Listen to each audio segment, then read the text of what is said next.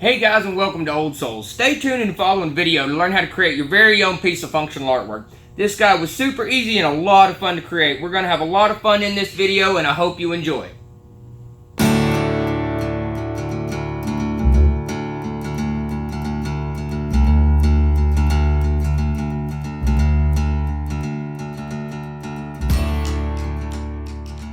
And what I've done is I made this easy peasy for you guys at home to create this. What I've done, man, is I was at the local hardware store and I got a light fixture cover, 4x2. Took a 1-inch strip, went around through there. The entire bed of this is cardboard, and I just put Tyvek tape over it for release. So we've got all of this formed up and got a nice, pretty solid form around. I had no leaks coming out. I had a little bit in between the Tyvek and each, but I can show you that at the end. But what I've done is I went ahead and brought this up to level to where you could get a finished product at the end of this. So what we're going to do is we're going to go ahead and begin this guy. I'm going to start with the Tiffany Bling, and what we're going to try to do is this going to be our light waters in this guy. What I'm going to do first is let me zoom in to where you guys can really see what we have going on. So we're going to be adding the Tiffany Bling first. And what I want to do in this, guys, is what I've found, because at the end of this, we're going to be doing a little bit of wave, and this is a little bit different with me personally, as I don't want to lose with the final sanding of this piece. You can see that I've already sealed this this cherry slab, and what that does is that makes it to where any runoff onto the spalted material, that's going to make it to where it doesn't bleed in, and that's really important for me. I don't want my projects to have color where I don't want color. You know, it's awesome when you want it, but if it's not intended, it's no good. So I've pre-sealed this, but that will come back off at the end, because I'm going to chase all these little nooks and crannies and everything with that. We're going to chase all of that out, and then we are going to add the lacing waves on the top. But as I go to sand that out a little bit to get the little bit of runoff epoxy and stuff, I don't want to lose any of that waving. So I'm going to save just a little bit of this to add a clear coat layer off camera. This will be after this guy cures, just to add a little bit of protection to where when I sand, I won't be taking the lacing and the waves out, because that's what's really going to add the detail to this guy. This is a really fun piece to create, not too hard. It took me a little while to get it down, but now that we've got it, I'd love to share with you guys. Alright, so we have some light water emulation, and I don't really necessarily put any particular place for the dark waters. I'm going to go and move this around anyway. Of course, you'd probably think in the middle, so we're going to go some in the middle here. I don't think that's going to be all. We'll put some down through here as well. Like I said, you can really see there's no rhyme or reason to what I've got going on. I mean, a little bit, but I'm really just having fun with this, guys. Like I said, I'm trying to pay attention to where I can stay just a little bit below level.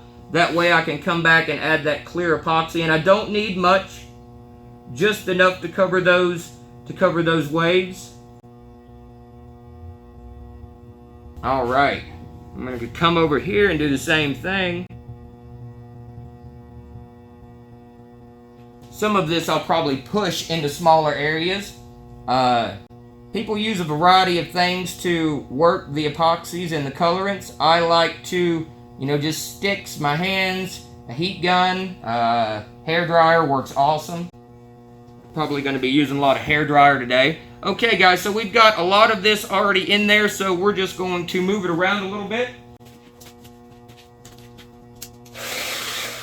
Low setting, I don't really want it to push off anywhere. And what I'm doing here is I'm just trying to move some of this around a little bit.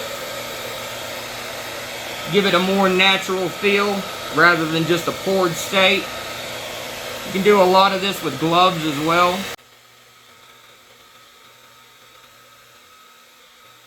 And here in a little while, guys, I'm going to take you in and let you see the Swarovski crystal where it just pops in this. Everywhere you go as you move, it changes and catches in the light, which is really neat. And that's a big bonus in this.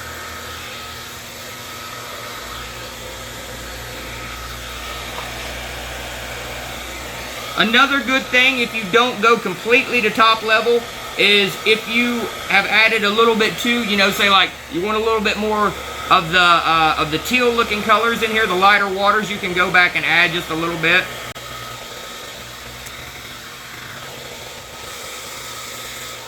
And I think we are going to do just a bit more, just because I like to see a little bit more along this outside edge. So we're just going to take and overlay that again.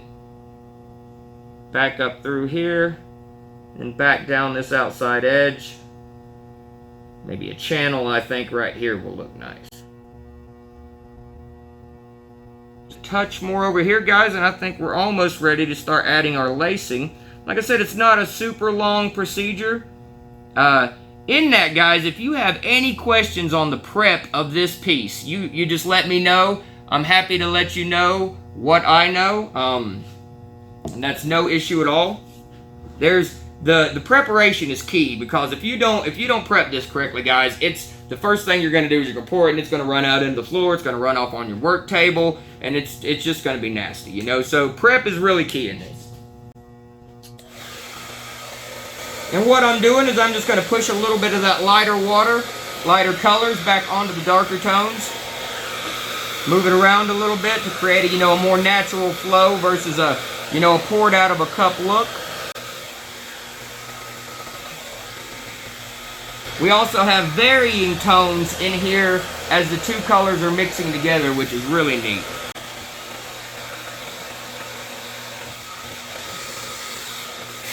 Guys, I think that'll just about do it. Later on, I'm going to inlay all of these little bitty nooks and crannies. I don't think you want to be here and watching for an hour and a half while I do that, so I'm going to do that off camera. Alright, so what we're going to do before we add our alcohol inks, because alcohol inks are flammable, so we're going to go ahead and torch this just to bring off some of the bubbling. There we go. So we've got that out. And then now so what we have here is our Shimmer Ink alcohol inks. And these guys are absolutely amazing. What I like to do is I like to go over the top with these. And this provides some really cool lacing depending on what color bases you go with. They have these in a variety of colors, guys. There's tons of them. This is probably one of my most used products right here. Great for artists, but this is the thing that, these guys are light fast. So whereas it would be that you didn't want to use these because the alcohol inks would fade in the product. That's not the case with this. These have been tested. These do not fade in it, so we are good to go. I've been using these products in my table for quite a while. I absolutely love them. Almost every one of my pieces, some of the alcohol inks are requested in that. So what we're going to do is we're just going to start adding a little bit of lacing through here, and we'll start pushing that around as we go. So I like to think, let's see, I would think that we're gonna put some right here in the front. I'm gonna add some as well through here. I think that should be good for now. Just a bit right there. Alright, so you can see it's starting to move around and such, and I will come out and let you guys have an overhead of it here in just a few minutes. It's kind of hard without a cameraman. So what we've got is we've got some alcohol inks laid out. So now we want to manipulate this, because this is not a finished product. You don't want this. And this is where a lot of people get messed up on it. Is now that we've added this, we can start to push this back and forth. And level at this point is really key, guys. If it's out of level, then the inks are going to start flowing to one side, back to the other. So level is a pretty key factor right now. Alright, so we're just going to move these lightly. I like to start far away and start seeing what the effect is going to be. I don't want to just jump in and start pushing that. The more you let it overlap itself, like you see how it's starting to push up, the more of a wave effect we can create. And I'm just going to push these guys down through here. I'm really trying to be cautious. I mean, I'm going to be doing sanding anyway, so it's not that much of an issue. But I'm trying to stay off of the top of the material. I guess that's just a a personal thing of mine. I try to stay clean now. And we're just going to move and manipulate this stuff all around.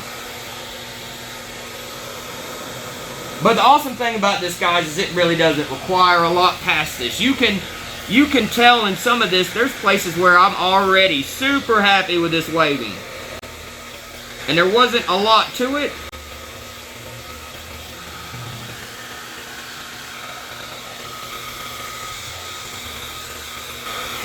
Yeah. Alright, so there's a few spots that I would like to see a little bit more in. This, as you can see, that was not a whole lot in this. This is the bottom of the bottle. I've probably done 20 or 30 projects out of this. It doesn't take much. We're just going to add a little bit in a few places that I would like to see a little something else. I think a little bit coming into here would be nice. And honestly, guys, I'm almost happy with this. I think that this is going to be just perfect. We're going to add a little bit more right here. I mean, you can see total probably 30, 40 drops maybe in the top of this piece. So, and we're just going to begin to manipulate that. And then any places in the piece where I would like to see other inks pushed around, then I'm going to try to do that at the same time. You of course are wanting to try to get a wave formation trying to form. You can see these little breaks coming up through here, which is really nice. Sometimes it's a little difficult because you're wanting to move one section without the other. And that's where a smaller tool could possibly come in handy.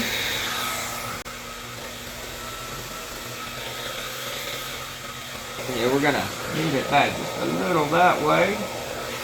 I'm trying to get that little area filled in, but I don't want to push my inks too much, so it may be that I just go back and put another little drop there.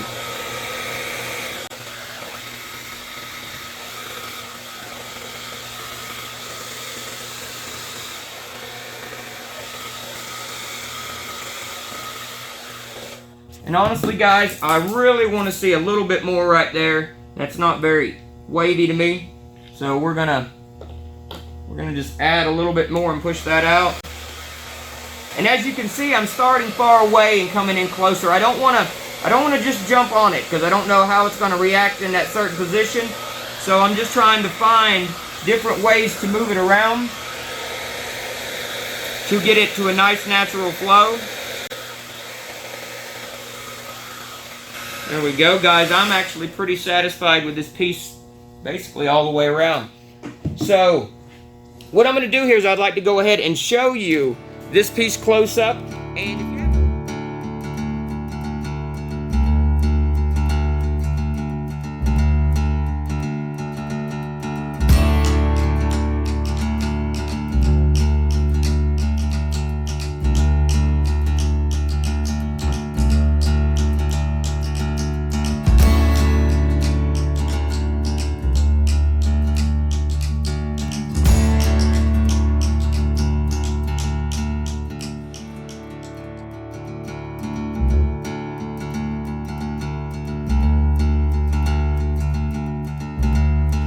Hey guys, so what we've got now is we've got the piece poured, alright? You've seen that part of the video, so we've got this piece poured, it's set up. What I've done is I have poured a heat-resistant clear coat over top of this to lock in the waves and the lacing. So now that we've got that poured over top of this, we are going to begin the honing process and bringing it down before the spraying. So, here's some of the things that I use to hone this down. Starting here, we've got 60 grit, 80, 120, 150, 220, 320, 400, and then we jump to 600, 1,000, 1,500, 2,000, 3,000.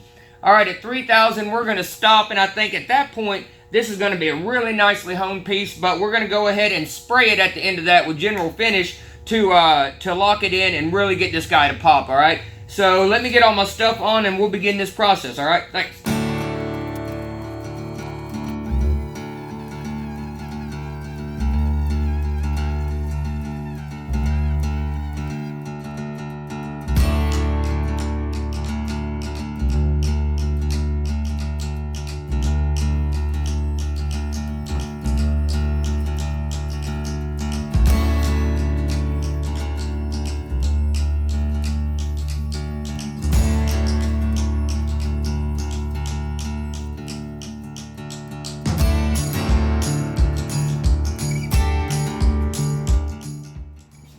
Alright guys, so I've got this piece honed down to 3000 grit, and at this point it is just baby smooth, and you really don't even need to apply anything. You can see, whereas I was speaking about this a little while ago, I had pre-sprayed with a General Finish here, and the reason I did that was to keep any spalted material from bleeding over, and we've been able to do that in this. There's no colors where I don't want it. So now that I've stripped all this back down and we're at 3000 grit, this is basically just transparent at this point.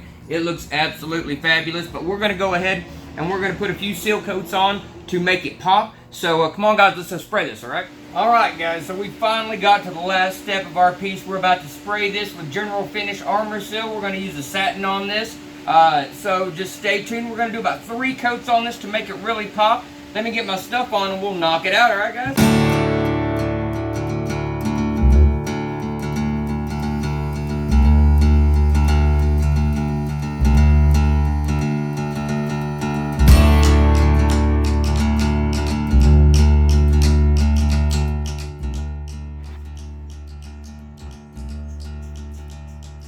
Alright, now this is designed for epoxy, alright? This stuff is absolutely amazing. It is light fast. It has been tested. It is not going to fade, okay? This stuff, alright, so the 2 tones of blue in this, alright, this is their shimmer tint variety. And what this has in it is Swarovski crystal. And this stuff is absolutely amazing, kind of like a glitter. A little bit more high-end than that, though, guys. And it really looks good in the light. As you switch and change, you can see all of that catching the light. It's absolutely amazing, alright?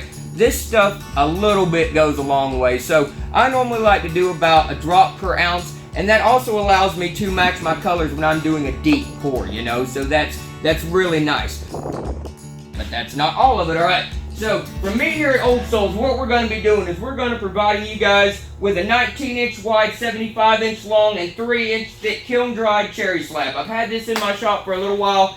Been wanting to do something with it, but now I'm going to pass it on to you guys, and let's see what you can create with it, alright? And the other grand prize winner for that is a $200 voucher from Epoxy Candy. Alright, and that is going to give you tons of stuff to be able to produce, guys. So, all you have to do is just check the header at the top of the post to see all the conditions for entering, and we hope that you enjoyed the video, and good luck, alright? We'll talk to you later. See ya.